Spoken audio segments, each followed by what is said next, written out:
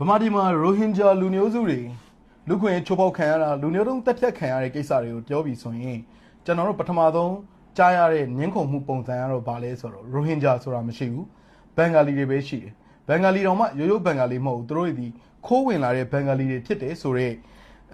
တုံးတက်ချက်ရှုမြင်ချက်အောက်ကနေပဲညင်းကြတာကိုကျွန်တော်အများဆုံးတွေ့ရပါတယ်ဒါဒီအခုမှမဟုတ်ပါဘူးလွန်ခဲ့တဲ့ဒါဒီမိုကရေစီအသွင်ကူးပြောင်းရေးကာလလို့ပြောရတယ်2010 17ကာလတွေရောကျွန်တော်ကြားထဲမှာဒါ NLD အစိုးရခေတ်2015 20ကြားကာလတွေမှာရောအခုလက်ရှိမျက်မှောက်ခေတ်မနေ့တနေ့ကာလအထိဆိုပါစို့အကုန်လုံးဒီဘာနဲ့စပြောလဲဆိုတော့ငါတို့ဒီတခါမှရိုဟင်ဂျာဆိုတာမကြားဘူးငါအဖေလည်းမကြားဘူးငါအမေလည်းမကြားဘူးရိုဟင်ဂျာဆိုတာရှိရင်ငါတို့ကြားဘူးမှာဖို့ဆိုတော့တုံးသက်ချက်ကနေညှင်းခုန်ကြတော့ကျွန်တော်တွေ့ရပါတယ်အဲ့တော့လောကကြီးမှာတစုံတရာကိုခင်ဗျားတို့မသိတိုင်းအဲ့ဒါကြီးဒီမရှိတာလားအဲ့တော့မသိ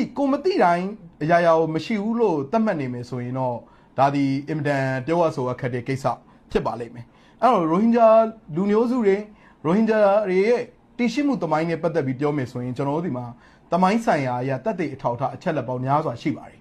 ဒါပေမဲ့ဘလို့တက်တဲ့အထောက်အထားတွေပဲတက်ပြရိုဟင်ဂျာဆိုတာမရှိဘူးခိုးဝင်ဘင်္ဂါလီပဲရှိတယ်ဆိုပြီးကြာမီးရဲ့လုံနေမယ်ဆိုရင်တော့ဒါအပြေမှန်ကိုရောက်နိုင်မယ့်အခြေအနေမဟုတ်ပါဘူးနောက်ဆုံးကြာကျွန်တော်တို့အကောင့်လိုက်ကြီးထုတ်ကြတာဥမှ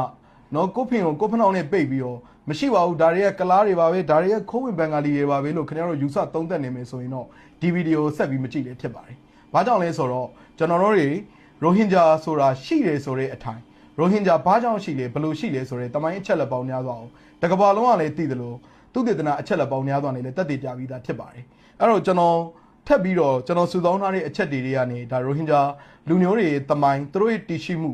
သူတို့ရဲ့အခြေခံပြဿနာတွေနဲ့ပတ်သက်ပြီးတော့လည်းအနှင်းသိတယ်လို့ကျွန်တော်တင်ဆက်သွားမှာပါအခုလေခင်ဗျားတို့ကျွန်တော်ရိုဟင်ဂျာတွေနဲ့ပတ်သက်လို့ရိုဟင်ဂျာလူမျိုးတွေနဲ့ပတ်သက်လို့စာတမ်းတစ်စောင်နဲ့မိတ်ဆက်ပေးခြင်းပါတယ်ဒီစာတမ်းကတော့ရိုဟင်ဂျာလူမျိုးတွေအကြောင်းတမိုင်းကြောင်းကိုရေးထားတဲ့စာတမ်းမဟုတ်ဘူးဒါပေမဲ့ဒီစာတမ်းမှာဆက်ဆက်ပြီးရိုဟင်ဂျာတွေတည်ရှိမှုအပေါ်မှာကျွန်တော်လေ့လာသုံးသပ်လို့ရတဲ့စာတမ်းတစ်စောင်ပါစာတမ်းကတော့ဒါဆရာဦးခင်မောင်ညွန့်ရဲ့စာတမ်းမှာခေါင်းစဉ်ကရန်ကုန်မြို့ရှိတက္ကသိုလ်အသီးသီးမှကျောင်းသားကျောင်းသူများအကြောင်းလေ့လာချက်ဤရှေ့ပြေးစစ်တမ်းဆိုတဲ့စာတမ်းဖြစ်ပါတယ်ဒီစာတမ်းကိုကျွန်တော်တို့1968ခုနှစ်မတ်လ23ရက်နေ့မှာကျင်းပခဲ့တဲ့ဒုတိယအကြိမ်မြန်မာနိုင်ငံသုတေသနဆွေးနွေးပွဲမှာဖတ်ကြားတင်သွင်းခဲ့တဲ့စာတမ်းပဲဖြစ်ပါတယ်အဲ့တော့ပုံနှိပ်ထုတ်ဝေမှုလေးရှိပါတယ်ဒီစာတမ်းကိုဗမာပုံနှိပ်ထုတ်ဝေခဲ့လဲဆိုတော့တရားသူမြန်မာနိုင်ငံစာပေနဲ့လူမှုရေးသိပ္ပံဂျာနယ်အတွင်းနှစ်အမှတ်1ဇန်နဝါရီလ1969မှာထည့်သွင်းထုတ်ဝေခဲ့တာရှိပါတယ်စာတမ်းရဲ့အကြောင်းအရာဘာလဲဆိုတော့အဲ့ဒီ1965နဲ့66ခုနှစ်